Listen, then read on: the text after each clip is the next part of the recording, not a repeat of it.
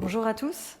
Je vais vous parler de l'étude Action qui s'est intéressée à l'effet sur la prescription d'antibiotiques d'une intervention menée par les délégués d'assurance maladie dans les cabinets de médecine générale, s'appuyant en partie sur la démonstration d'antibiocliques. Les investigateurs de cette étude étaient Stéphanie Laramendi, Cédric Rat et moi-même, donc du DMG de Nantes. Ce projet a été porté par le CHU de Nantes et avait comme partenaire l'assurance maladie des Pays de la Loire, le service de maladies infectieuses du CHU de Nantes, le réseau Medcal et l'outil Antibiotiques. Il avait obtenu un financement DGOS en 2019.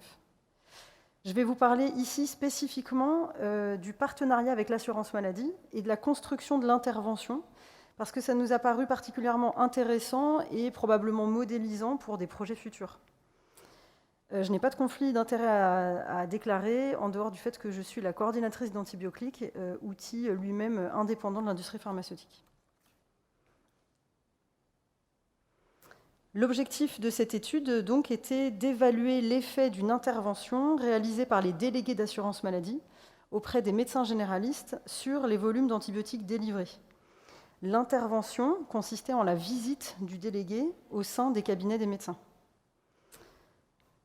Pour rappel, le délégué d'assurance maladie est un professionnel de l'assurance maladie assurant la promotion des bonnes pratiques médicales dans un objectif de maîtrise de dépenses de santé. Et il effectue 3 à 4 visites par an par médecin sur des thématiques variées, en entretien individuel, en face à face au cabinet du médecin généraliste. Le contenu de l'intervention, de la visite, a été créé conjointement entre tous les acteurs de l'étude et était basé sur ce qui avait été relevé dans la littérature comme efficace sur l'optimisation des prescriptions antibiotiques.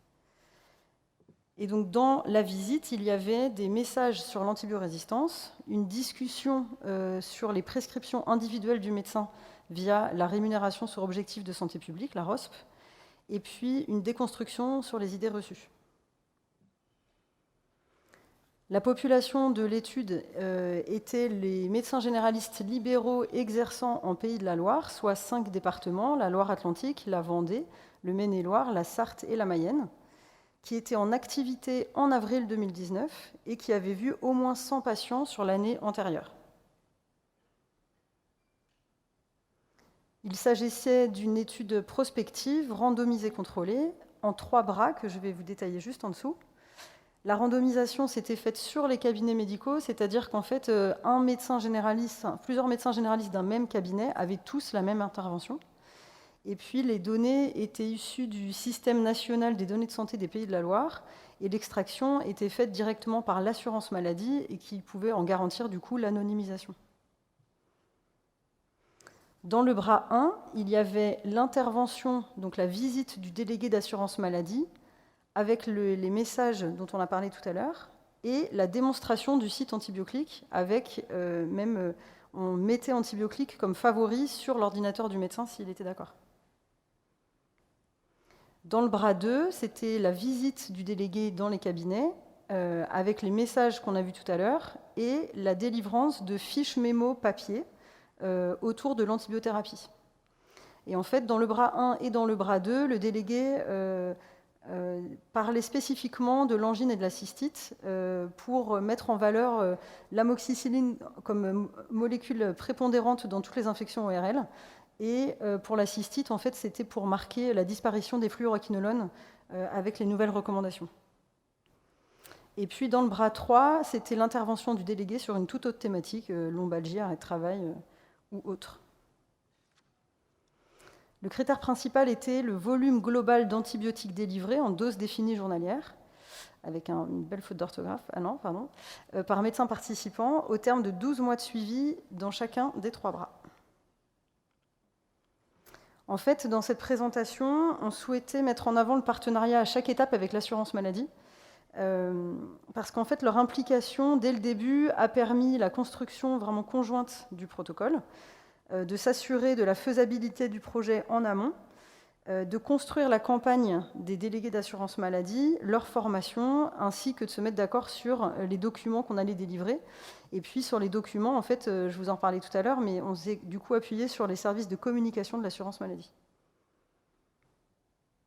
L'équipe projet dédiée du côté de l'assurance maladie, c'était le directeur départemental de la Loire-Atlantique, une chargée de projet et une manager de délégué d'assurance maladie. Je suis sûre que vous ne connaissez pas ce métier, nous non plus au départ.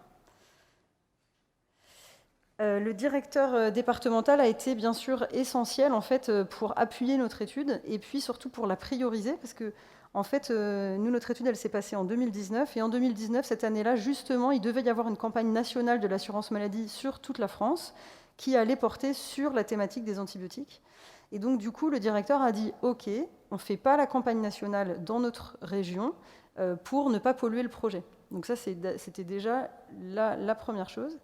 Et puis en plus, ils nous ont donné tout de suite leur accord aussi pour retravailler complètement les documents habituels de l'assurance maladie, toutes les petites fiches, les petits blocs-notes que vous avez dans vos cabinets, vous ne savez pas trop où vous les avez rangés, en fait, nous, on a pu les retravailler avec eux. La chargée de projet assurance maladie, quant à elle, a piloté la bonne exécution des différentes étapes et articulé les échanges entre les différents acteurs de l'étude. Et en fait, elle a permis aussi de tenir un calendrier très très serré, et ça a été un peu une contrainte parce que, en fait, on a dû s'adapter au cycle des campagnes des délégués d'assurance maladie.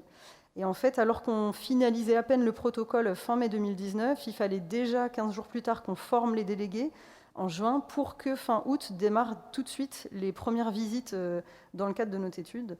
Et donc, ça a été quand même assez dense sur cette période.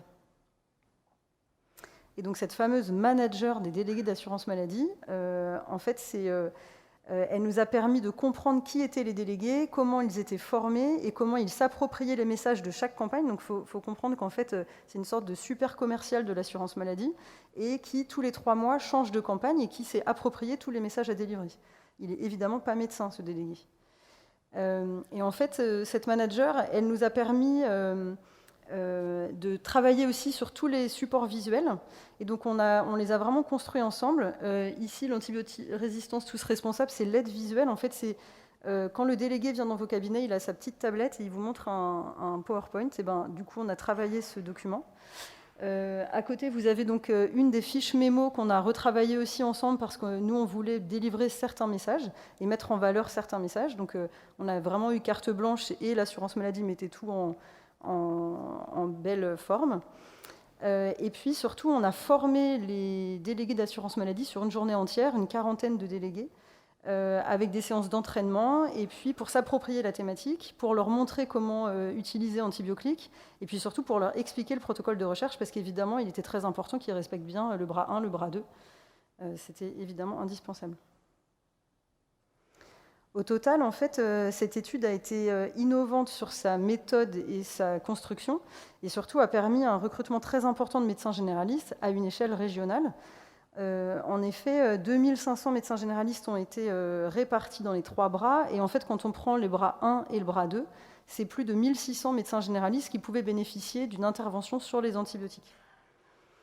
De plus, cette méthode en fait évitait le recrutement de médecins généralistes seulement motivés par la recherche, puisque en fait on s'appuyait sur la visite habituelle des délégués d'assurance maladie.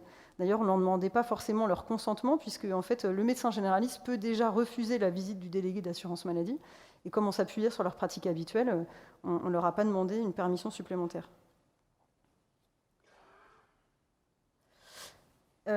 Ce partenariat a été très riche pour chacun des acteurs du projet. Les délégués étaient très satisfaits en fait, de pouvoir rencontrer des médecins généralistes de terrain avec qui ils pouvaient discuter, d'avoir une campagne qui était faite par ces médecins généralistes de terrain.